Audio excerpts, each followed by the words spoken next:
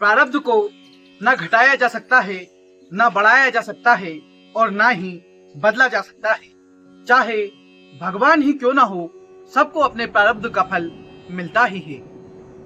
आइए एक कहानी के माध्यम से मैं आपको समझाने जा रहा हूँ। एक पति अपनी पत्नी और बेटे के साथ कहीं जा रहे थे। वहीं रास्ते में भगवान महादेव अपने परिवार सहित वहां से गुजर रहे थे। मां पार्वती ने इस व्यक्ति को देखा। यह व्यक्ति बहुत ही गरीब और दुखी था।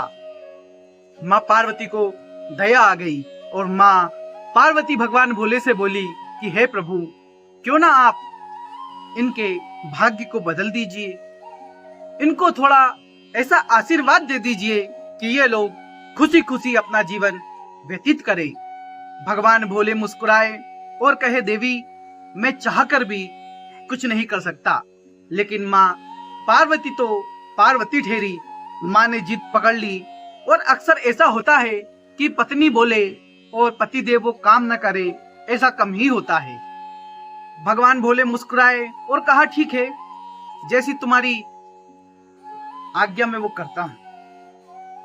उनके पास गए और इन तीनों को बोला कि तुम्हारे पास 3 आशीर्वाद है, मतलब तीनों के पास एक एक में आशीर्वाद देता हूं, मांगो, तुम्हें क्या चाहिए। उस व्यक्ति की पत्नी ने मांगा कि हे महादेव, मुझे विश्व सुंदरी बना दीजिए। भगवान भोले ने कहा, तथास्तु। वहां विश्व सुंदरी बन गई। तभी एक राजा वहां से अपनी सेना के साथ गुजर रहा था। राजा को यह स्त्री पसंद आ गई। उसने इसे अपनी घोड़े के ऊपर बिठा लिया और चलने लगा। तभी इसके पति का नंबर आया कि मेरी पत्नी को स्वरिया बना दो। महादेव ने कहा, तथास्तु। उसकी पत्नी स्वरिया बन गई। स्वरिया को देखकर राजा को घृणा हो गई और उसे अपने घोड़े से उतारकर नीचे फेंक दिया। अब बारी आई उसके बेटे की। तो बेटे ने कहा कि हे प्रभु, मेरी माँ को फिर से उसी रूप में ला दीजिए जैसी वो पहले थी।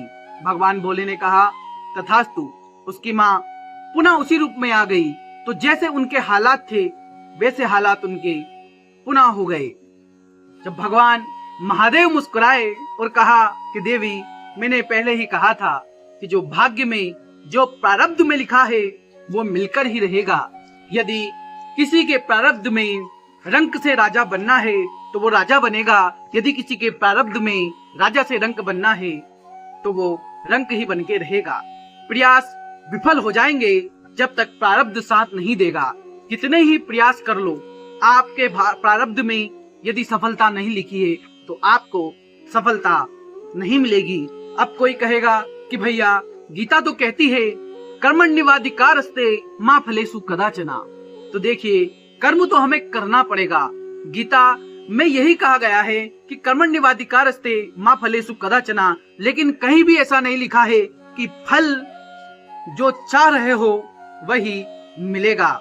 ये कह रही है कि कर्म करोगे तो फल मिलेगा, लेकिन उसकी मैक श्योर कोई गारंटी नहीं है। ऐसा नहीं है कि वही फल मिलेगा। इसलिए मैं इतना ही कहना चाहूंगा कि कुछ चीजें ईश्वर के ऊपर छोड़ देनी चाहिए। राधे राधे।